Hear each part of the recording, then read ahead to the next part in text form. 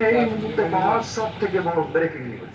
এবার আনুষ্ঠানিকভাবে ঘোষণা দিয়ে বিএনপি এবং এনসিপির মধ্যে বিরাট এক যুদ্ধের ঘোষণা। রীতিমতো সন্ধ্যার পরেই হাসনাত আব্দুল্লাহ সংবাদ সম্মেলন করে সবটা ফাঁস করে দিয়েছে। দর্শক, আপনারা জানেন কিনা জানেন না, তবে আজকে বেলা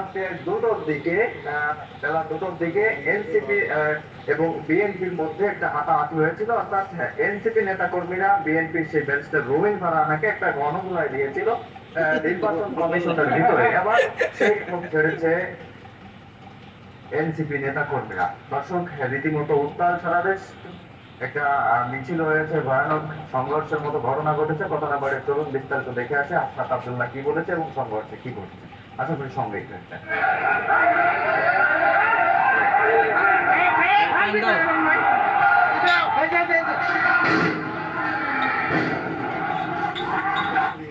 দেখেছেন যে আমরা যখনই নির্বাচন কমিশনে আমরা আসি, আমরা নির্বাচন কমিশনের যে বস্তুনিষ্ঠ ভূমিকাকে আমরা সবসময় প্রশ্নবিদ্ধ করেছি। আমরা বারবার বলে এসেছি যে অতীত কাঠামোতে বর্তমান যে নির্বাচন কমিশন পিক অ্যান্ড চুজ ভিত্তিতে নিয়োগ করা হয়েছে, গঠিত হয়েছে, এখানের কমিশনার যারা রয়েছে তারা পিক অ্যান্ড চুজ ভিত্তিতে নিয়োজিত হয়েছে, নিয়োগপ্রাপ্ত হয়েছে। আমরা তাদের বস্তুনিষ্ঠ ভূমিকাকে আমরা সব সময় এখনো পর্যন্ত আমরা প্রশ্নবিদ্ধ করেছি।